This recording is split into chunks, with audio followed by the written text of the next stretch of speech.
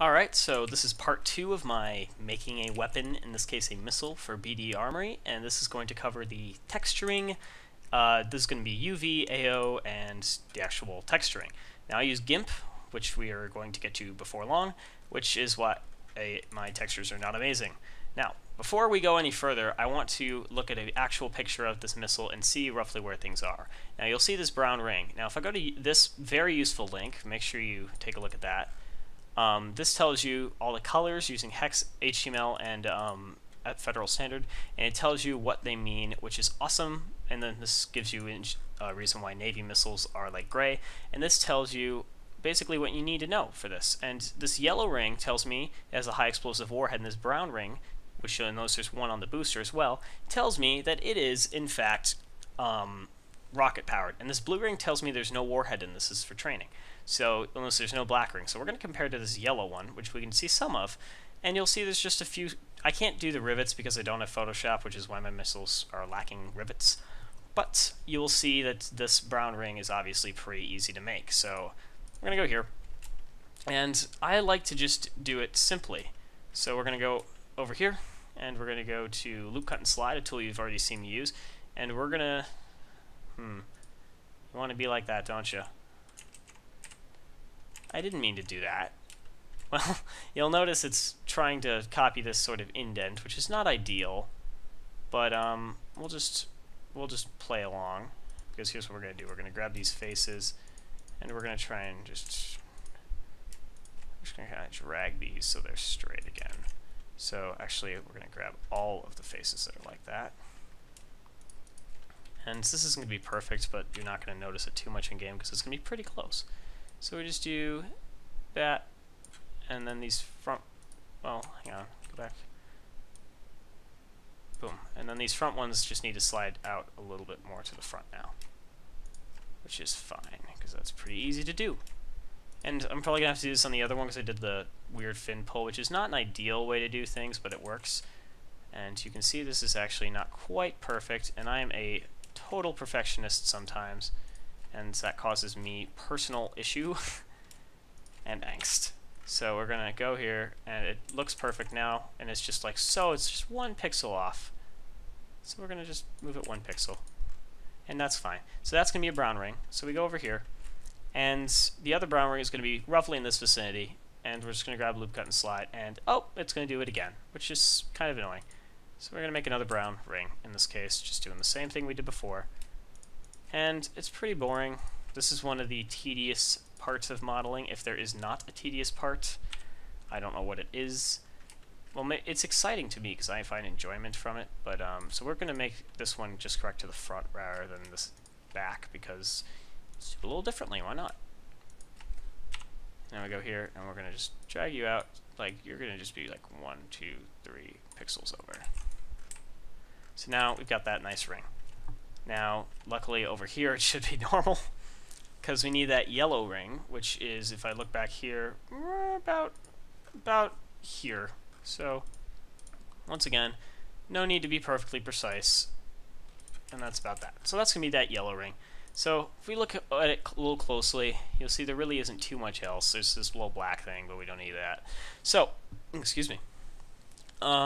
We are pretty much ready to go in terms of the extra layers to cut.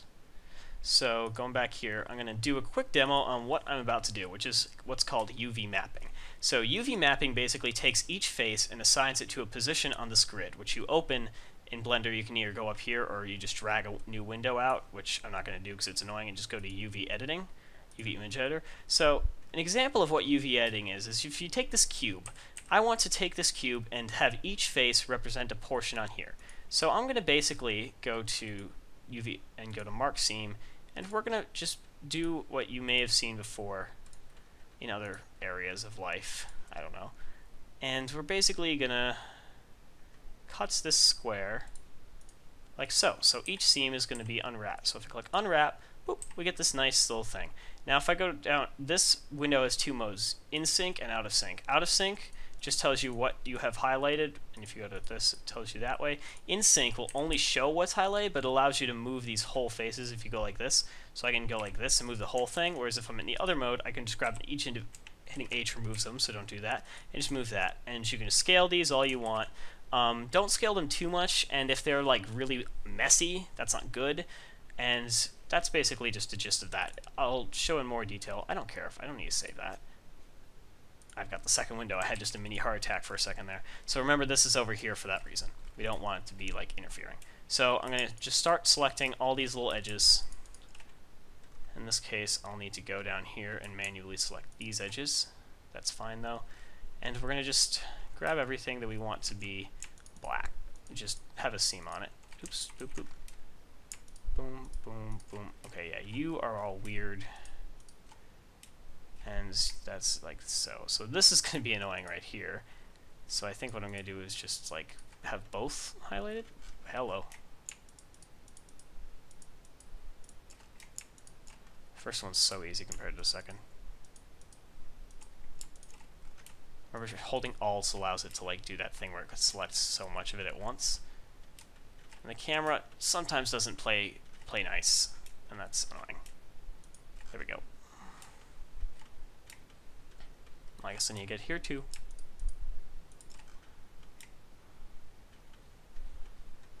And this is one of the second tedious part of this. The most tedious is basically we'll get there before long. And you'll immediately see why it's the most tedious. This model hopefully won't be too bad, but it can be very bad on certain models, depending on the features you have. Now, we're going to just make sure we just grab these. Over here it's all easy. Not yet. Boom. Boom. And that's going to be black green too. So now I just select the top scene, basically, and select this front circle. So now, basically, this whole thing, for the most part, is going to be cut up nice and pretty. So I'm going to grab right here. Or not there, that's going to be annoying. Let's grab there, there, there. And those are all going to be seams too. And I'm going to click back in here and click Mark Seam, and then I can unselect, and you can see what I still have left to do. And I've just decided I'm going to make a small change to this design, which is totally fine at this point. And we're just going to take you and just do that. That looks a lot better. I don't like the crazy odd sharp edge that had. So now you're gonna I can't speak. You're gonna have to do the UV for these fins too. So since these are basically still separate polygons, you're gonna have to do it like so. These run through along the bottom. So this is doing like that, and getting all those edges will allow it to cut properly. And if I do that, hopefully it will unwrap nice and good. As in, it's not going to be a total pain in my ass, it's only going to be a small pain in my ass. Because it will be a pain in my ass, I promise.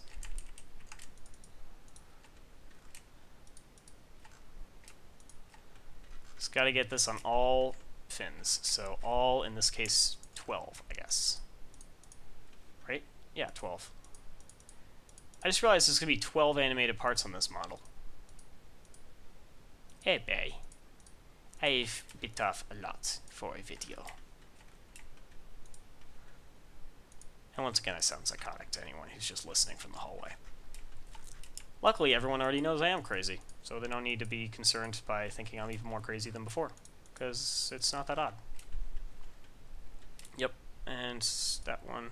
Okay, so to select that front bit, sometimes it's not visible. If you click this goes to wireframe, and then you can select it really easy.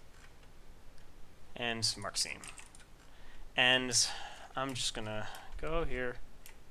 Boom, boom. These ones are gonna be a little easier. I'm not gonna bother doing the whole that front node because I don't think I'll need it on these because there's less faces. So this actually I probably do want that front node. Yeah. Go. It's really hard to select sometimes with that. See, it's gonna click through until I get really careful. Like so. I'm going to turn this off once I get there.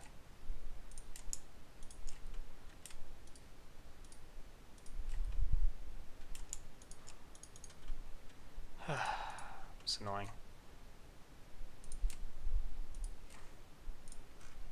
Okay, and that should be all I need there, so Mark Seam. So, also we might want to go in here and kind of grab this sort of area, because I'm going to make this kind of black, so you get like a nice, oops, not the right part. and then there. So mark seam, and we're gonna go like here. Maybe not. Maybe like. Here's what I'm gonna try. I'm gonna try just making the intake entirely a different color.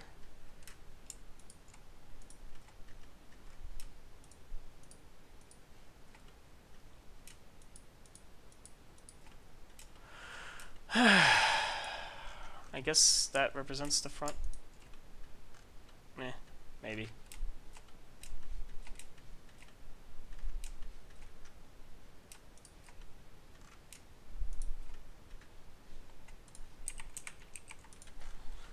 Cool. And having these protrusions is going to affect the shape, so I'm going to actually take these and make these have a separate thing, because they're going to look odd when I do the actual UV of them. So I don't want to select those faces. I think if I just do it like that, once again, doing stuff as I go, just making it up half the time. I'm just trying to think of how these are going to unwrap, because sometimes it's pretty hard to visualize it. The good news is you have like infinite redoability. And you don't want to forget faces, and you know when you do. It's pretty obvious, and it's problematic. So we're going to try here now. Boom. Boom, boom, boom. Boom, boom, boom. Boom. Mark seam. So now those are all done, and we're going to do the same back here. Oops, like so.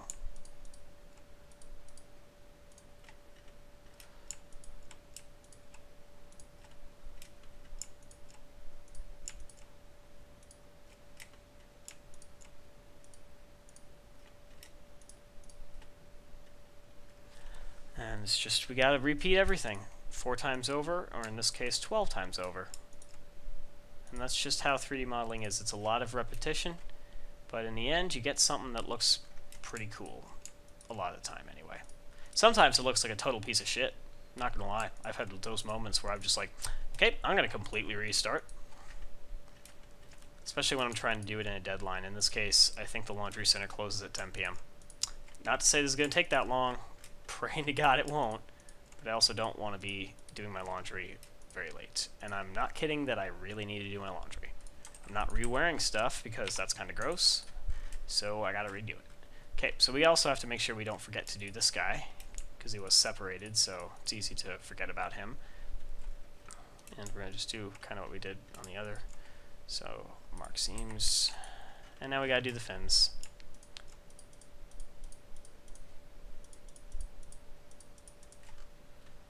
And just like that.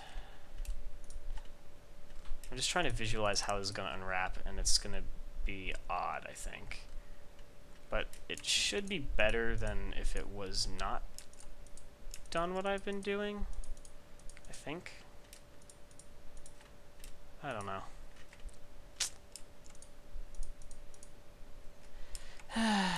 Sometimes I really am just tired. That's the life of a college student, though. Don't expect me to not be tired. I don't expect myself to not be tired.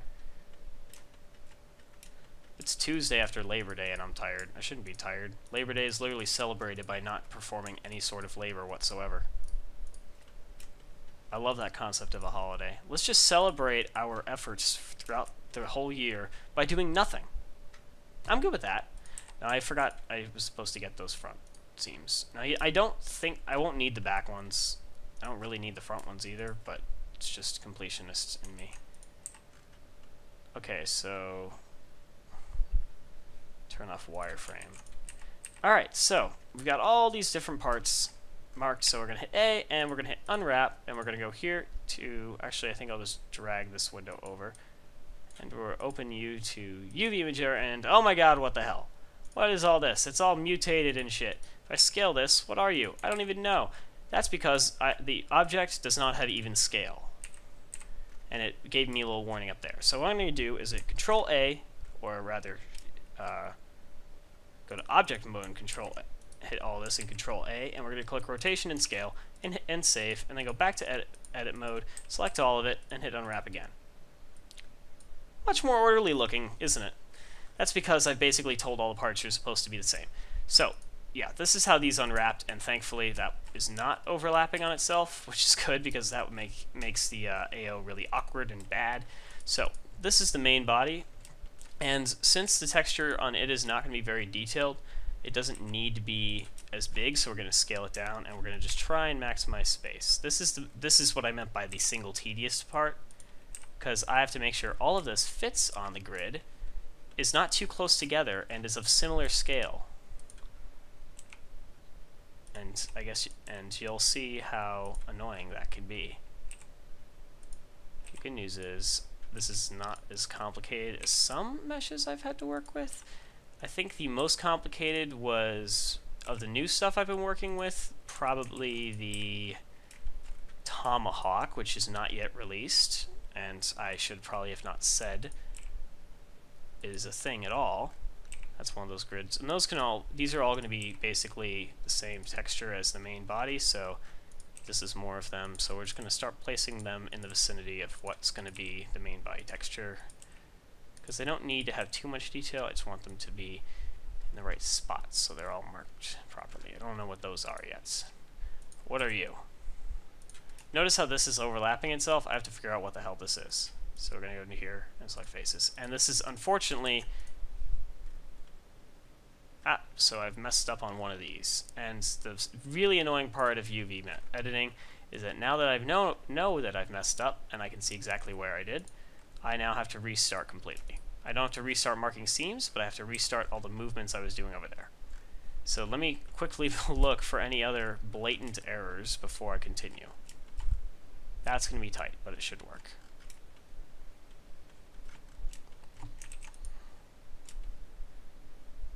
Yep, I think we're good. Alright, so unwrap again. You can do smart unwrap, and this will give you all that, which is a big pain in the ass. So you gotta do it just that way. Back to here, select everything. See, now it's all split into different pieces, which is all good.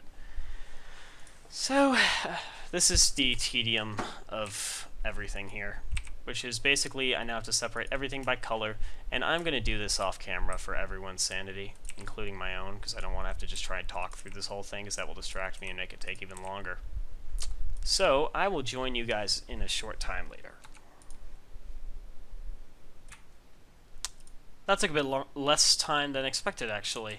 Usually that takes quite a while. My back hurts. My neck specifically, actually, which is not quite my back. It's on my back, but it's not. I'm so casual. I don't care anymore. Anyway, we've got all these things organized. All this is going to be one color. The fins, I haven't decided. I think they're all going to be the same color. It's going to be a pretty boring texture, but anyway, we'll select all of it, and we're going to go New, and we're going to turn off Alpha, and this is going to be black, and this is going to be the RGM84 Re-AO. Hit OK, and it's all black. Now if I go over here, go to Object Mode, I want to make sure this is selected, and if I go to Texture, you can see it's all black, and we don't want that, but we do, kind of. So we're going to make sure you have this selected or it won't work. We're going to go back to Edit Mode, and we're going to go over here. We're going to World, turn on Ambient Occlusion, Multiply, and turn up your samples to 15. And then I'm going to go to here, when the Scene tab, go to Bake, Ambient Occlusion, and the margin defines how much, how far this will go past the pixel islands. 4 is usually a good number to work with. How close these are together, I think 3 or 2 would probably be best. So I'm going to click Bake, and you'll see this little texture thing at the top, and you'll see these start to kind of run. And when that's done, if I go back to here and turn Sync off and turn off A, you see we've got all these things, and these colors will define basically shading. And now if I go look at this again, if I go to Object Mode, you'll see it better, how they're all shaded at different points. You see there's a little bit of tearing always in these sort of areas, and honestly, if you were really picky with your selecting the AO and things, it would be better, but it's such a pain in the butt, it doesn't matter much. Now, I do notice this is not what I expected. That's an odd error right there, so I go find where that particular piece is, and you'll notice this is sitting off of the AO grid. So I made a mistake there.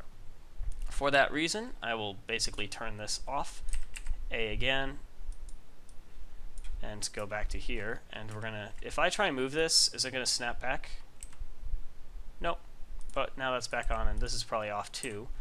So if I save, we're gonna select it again, new, turn it off, and we're just gonna RGM84AO, and this is gonna save over the old one, and we're gonna just click, keeping the same settings, click bake again, and I forgot to turn off the alpha, so I gotta cancel that, and cancel this.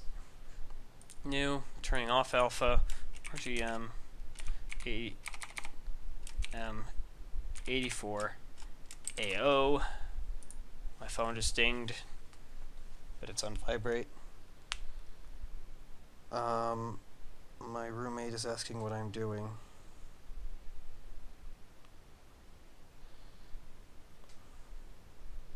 Making a YouTube video. Yep. $5 says he wants to go to dinner.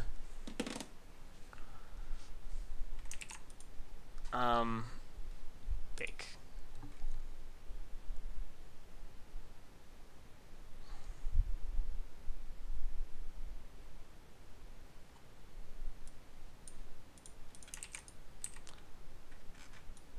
So we fixed that model error, and you'll see it's all nice and purdy now. No more visible errors like that. So we're going to save, and we're going to go back to here, and we're going to hit Object again, go back to Edit Mode, and we're going to select all of this and go to UV, Export UV Layout. Make sure you have all of that selected. I'm going to take you and name you UV. Export. And now we're going to turn all this off, and we're going to Image, Save as Image. AO, and I'm going to just name this AOB for now because I have several versions.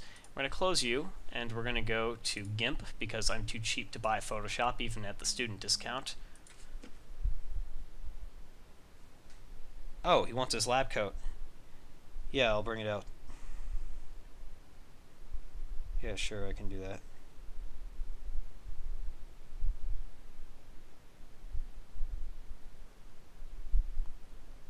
Okay, so I'm gonna have to stop and go do that. I thought he wanted food. He wants his lab coat.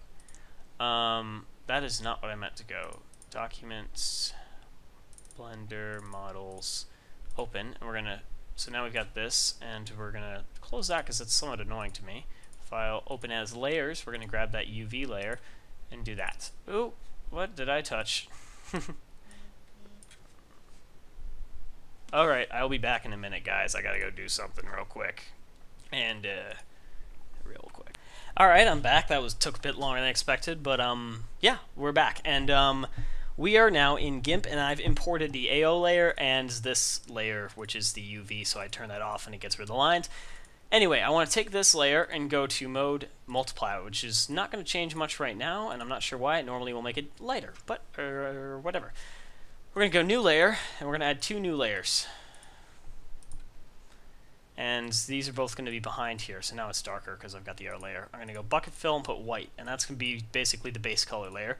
And this here, and this is just annoying me, the movement, is going to be my color layer. So I'm going to grab a brush. In this case, I like using the bar brush because it's very precise. You get the whole thing. And I'm going to move this layer on top for now and make sure I'm in the right layer to paint.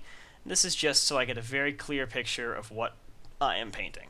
And this is a very crude way to do this, honestly. You could be much more precise with Photoshop and things, but this will do just fine and give me a good look. Excuse me. Anyway, these top 2 are going to be the brown, which I will select, and I've been using it before. So it starts at F, yep, that's the brown. And we're in the right layer, good. Wait, nope, we're in the wrong layer. I just painted in that, didn't I? Nope, I didn't. I was in the right layer all along. I got confused. And the yellow, which once again, previous weapons already have it. And up here, this is going to be a color that I've used, which is C9, C9, C9, whatever. It's just a silvery color. And then black for all this over here. And then we're going to move this behind, and you'll see the colors bleed through.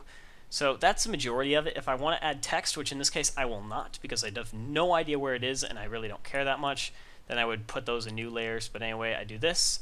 And I'm going to file, save, and we're going to just name it whatever it is. And then file, export as, and we're going to make sure it's as a PNG, and I like to name it AOX. That's just my naming convention. You can name it whatever the hell you want. Export. Boom. So now we're going to go back to Blender, and we're going to go into here, and we can take this window and actually close it. We're just going to go back to 3D view, and we're going to go to object mode, save, and we're going to go to materials, new texture, open, RGM X. Boom. And now if I go hit 1, so I flip it back to the correct orientation, and hit material, you can see roughly what it looks like. And this is going to look nice and good once it's all done. You'll notice it's oddly dark here, which means I either messed up or it's just how the lighting is, and I'm pretty sure it's just how the lighting is. So, the next part is going to be covered in a completely different video, and this is part 2 complete. I'm not going to be doing my laundry for a long time, boys. So I will see you guys in the next video, and take it easy until then.